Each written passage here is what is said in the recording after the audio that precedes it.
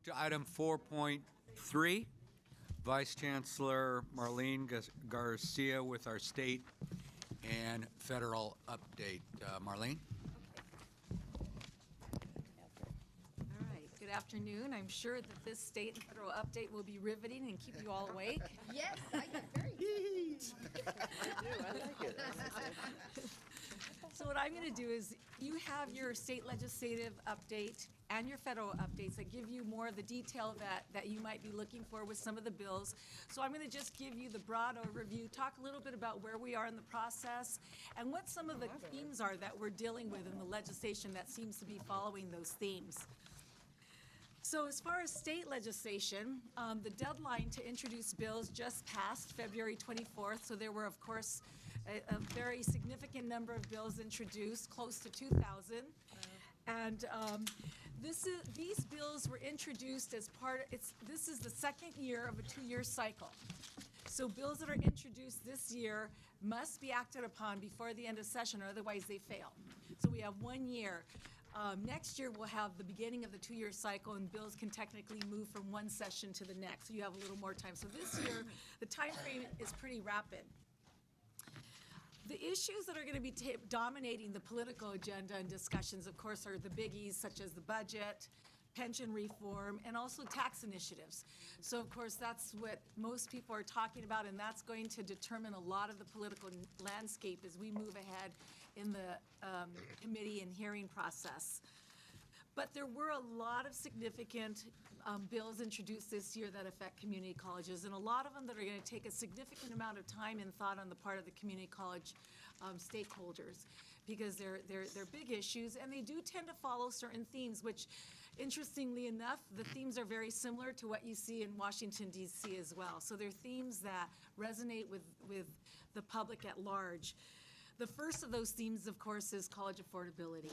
And, we know taking place as we speak are the students rallying in the Capitol and talking to legislators, and already early news reports are coming out that their message about cuts to higher ed are devastating for them and for the institutions.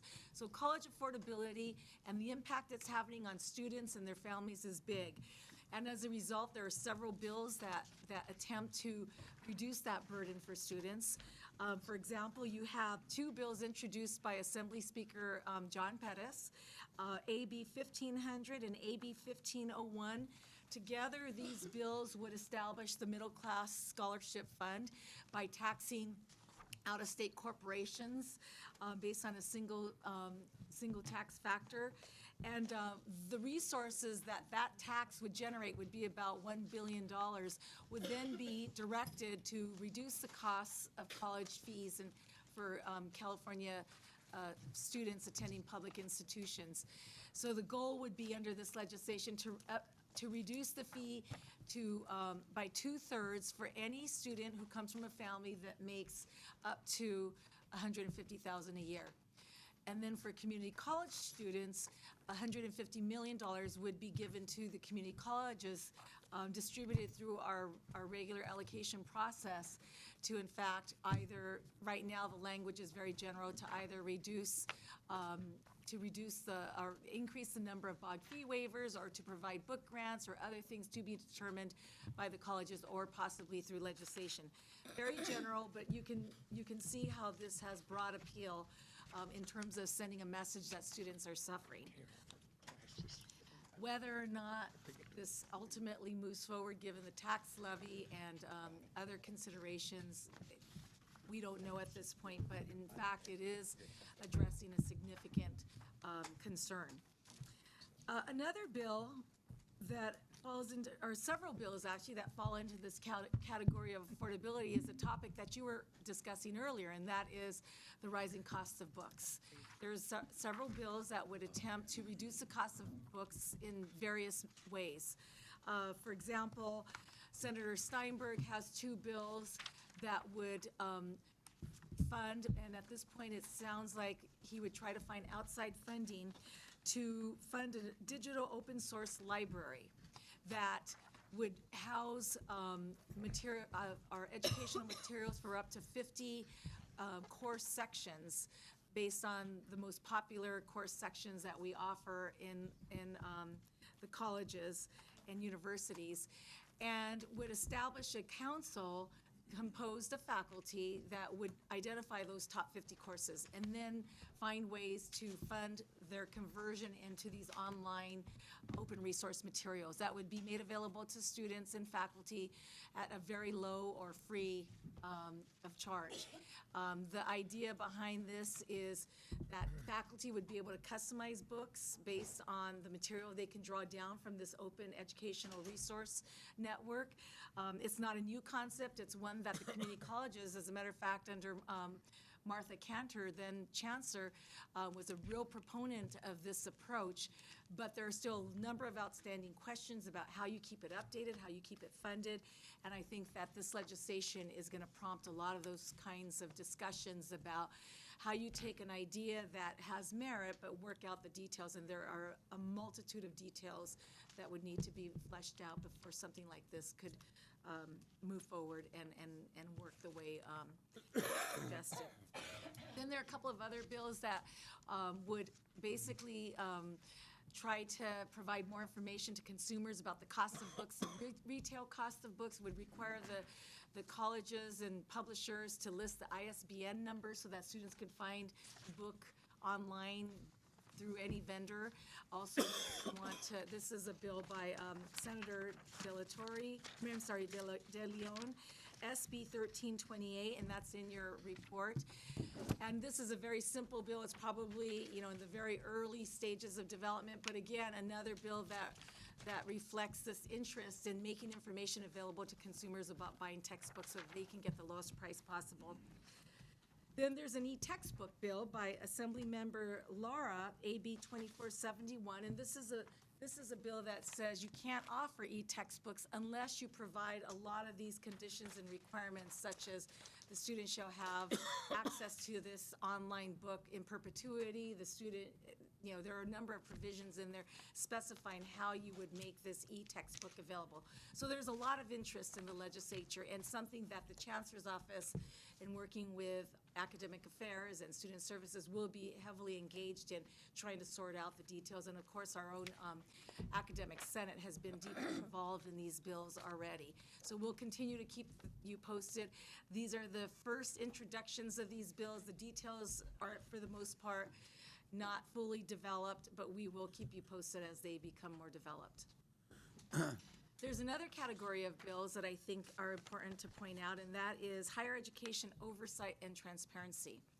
One bill by Senator Lowenthal, SB 721, would establish a higher ed accountability framework. And this is something we've talked about for a number of years. Our chancellor, former senator, carried a similar bill when he was in the legislature. And it's something that I think there's strong interest in having a framework in place that would put all the higher ed segments on the same page in terms of goals that we're trying to accomplish with regard to completion. The focus is completion, as it is at the federal level. There's a strong interest in strengthening completion and graduation rates in California. We're continuing to work with Senator Lowenthal and his staff, prepared to invest a lot of time in this bill. I know that there are some folks who are apprehensive about this legislation and this approach, that it may be the foundation for performance-based funding, but that has not been part of any discussions we've had, nor do we plan on participating in the bill if it goes in that direction. But our understanding is it's basically a framework so that the state is able to gauge how all of its segments of higher education are moving in the direction to serve Californians in terms of providing them educational opportunities that lead to graduation. There's another bill, actually a couple of bills, one by AB 2190 by Speaker Perez, and this is a bill that would attempt to reconstitute a new higher education coordinating entity. It's very much a spot bill. It describes in very broad terms that it's desire to reestablish a coordinating entity. Of course, this would be on the heels of recently eliminating the funding for CPAC. There seems to be a lot of different views about whether a CPAC type entity should be reestablished. I don't have not heard anything from the administration on this issue, particularly since the administration defunded the previous CPAC. But this will be something that we'll continue to be engaged in, and you'll probably hear more about it as the session moves on. In a somewhat related bill is SB 1138 by Senator Carol Liu. And right now, when CPAC was, when the funding for CPAC was eliminated, one of the biggest resources they had was data. They maintain all the data for all the higher ed segments. So in a negotiation with the administration to figure out where to house that data has been housed in the community colleges under our Technology and Information Research Department. And so there's a bill that would propose to move that data to the State Department of Education. And there are a lot of reasons for and against why that should and shouldn't happen. It's something that we have some concerns with, why we'd be moving higher education data to a K-12 entity. So we'll be involved, and Vice Chancellor Perry is working with me and the author, and we'll be definitely working with this legislation. But again, this is related to the whole CPAC issue. The last set of bills that I want to mention, well, actually, set of bills that I want to mention that fall into this category of themes, and that is veterans legislation. This year, 7 bills have been introduced that address the needs of veteran students. When we were in Washington, D.C., the clear priority for so many members of Congress and apparently here in Sacramento is how we're serving veterans. And of course, community colleges are the primary gateway for veterans, so we're in a place where we have the opportunity to really focus and do what we can with the resources we have to try to help veterans, and certainly the legislation in this area. A lot of them are repeat types of legislation. They are bills that would do things like provide returning recent veterans the ability to pay in-state tuition even if they were from out of state in a shorter period of time rather than waiting the 1-year period. And they're along those lines, giving them the highest priority. I mean, anything that folks can find to help veterans, they're interested in doing. So it's something for us to really look at as an opportunity to work with members, to show them that we too are very, very concerned and interested in supporting veterans. Now, there are a couple of bills that have raised eyebrows and are bills that we probably will have a significant problem with. And one is SB 1560 by Senator Anderson. And this is basically a repeat of the 1143 legislation by Senator Carol Liu. And it would require us to establish our FTS funding model based on the average between the census date of reporting and the students' completion of a course. So that has huge implications for our funding, and something that we will argue is not a wise approach. And as Chancellor Scott alluded to earlier, this is where we can say that we spent the last year looking at what options help student success and target our resources as prudent as possible, and that's the student success 22 set of recommendations. So we're going to use that to argue why this approach is not as effective, and that we have a much more comprehensive approach in helping students succeed.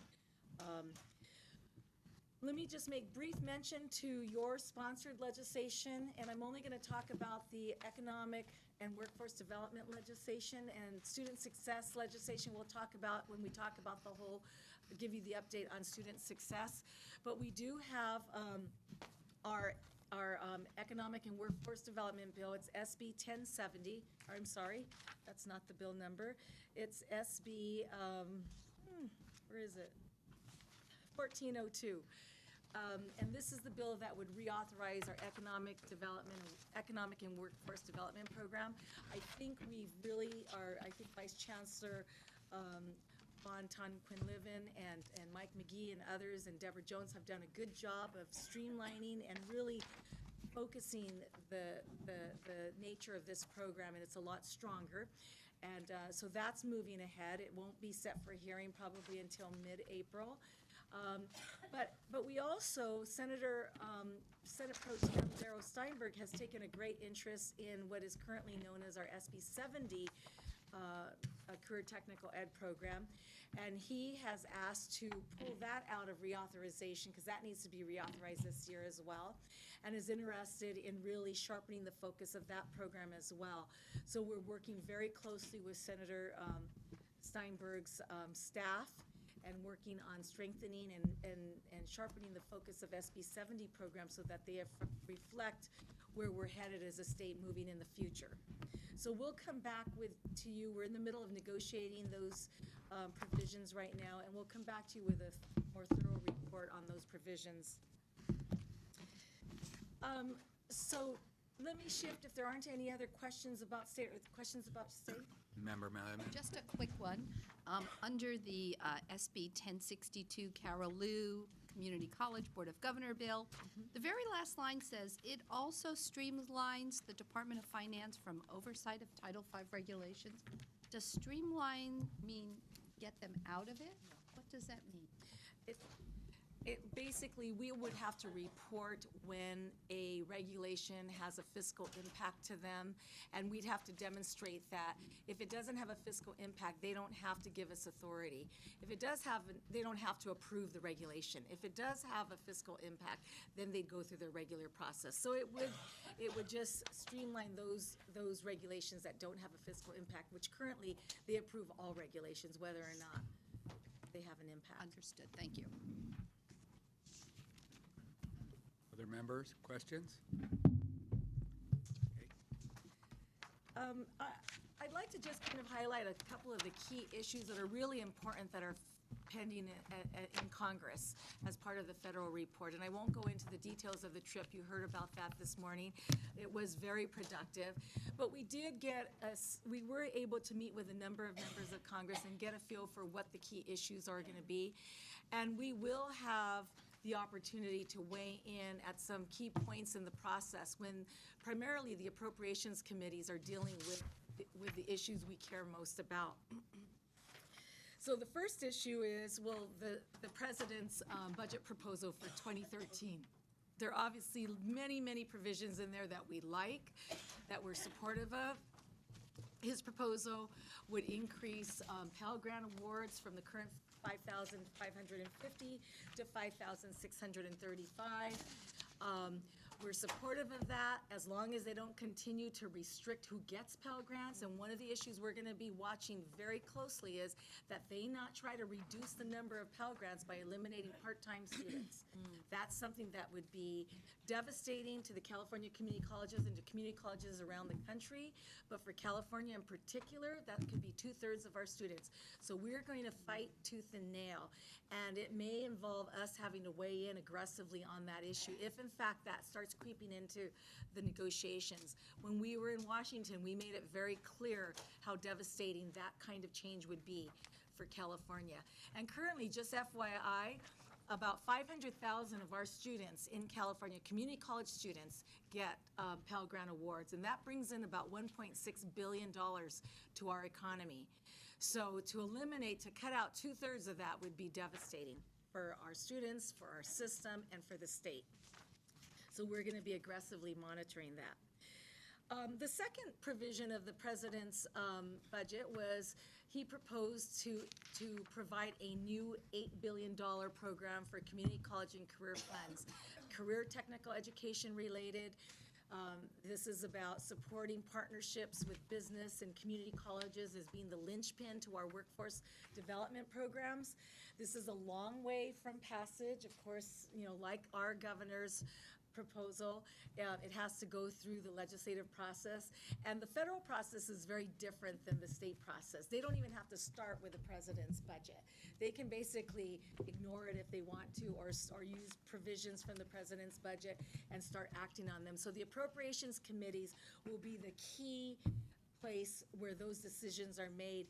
And if it's good politics for the president to talk about community colleges and the kind of training and education we provide, it's good politics probably for many in Congress. So what we were told is it's unlikely that the $8 billion proposal will survive as it is, but that don't be surprised that there should be, we can make a case that this is a good investment and something that we should preserve. So we'll hopefully get something out of that, but it may not be the full $8 billion.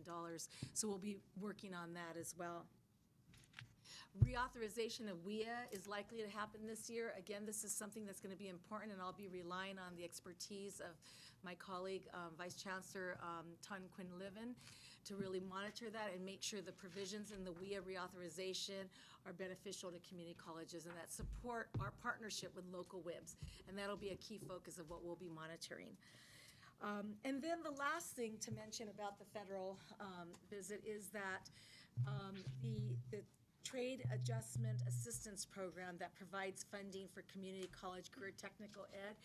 We just got $500 million distributed nationwide. California benefited from $20 million of that program. There's another round of those funds that will be going out in the next year.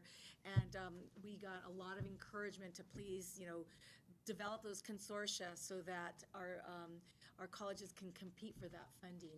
From the Department of Labor to the Department of Education, we were strongly encouraged to take that seriously and that California is a priority. So that's something, again, that we'll be working on and working with colleges and districts that enter into these consortia to be considered. If there aren't any questions on federal update. Okay. If I may, just a last minute or update on the advocacy day for tomorrow. We've been putting the teams together. You'll be meeting tomorrow afternoon with members of the legislature, and we have about 9 teams. You'll be getting your teams later this afternoon with your packet so that you can review your materials, who's on your team, and who you'll be meeting with. You all will be meeting with a combination of legislators and staff, and these are key staff who are key advisors to the legislature, so these meetings are just as important as the meetings with the members. And for the most part, we were able to have a board member, a student, a faculty member, classified in many of the teams. So we tried to mix it up so that they can hear the variety of perspectives from our system. And we will be focusing on budget. So you're going to get a nice little budget talking point sheet that will focus in on the $145 million shortfall, and then Dan will be talking with you about the details of the ask when you meet with members and staff. We also have 2 high-level or senior staff who are going to come talk to you about budget. The chief budget consultant to Senate President Pro Tem Darrell Steinberg, Craig Cornett will be speaking to you, as well as Danny Alvarez, who's the chief education consultant, and both very seasoned and experienced folks in monitoring the budget. So they're going to come talk to us as part of our briefing before you go out to meet with your members. I think that. Any other comments from board members? Thank you, Vice Chancellor, and thanks again for the great work in Washington. That was terrific.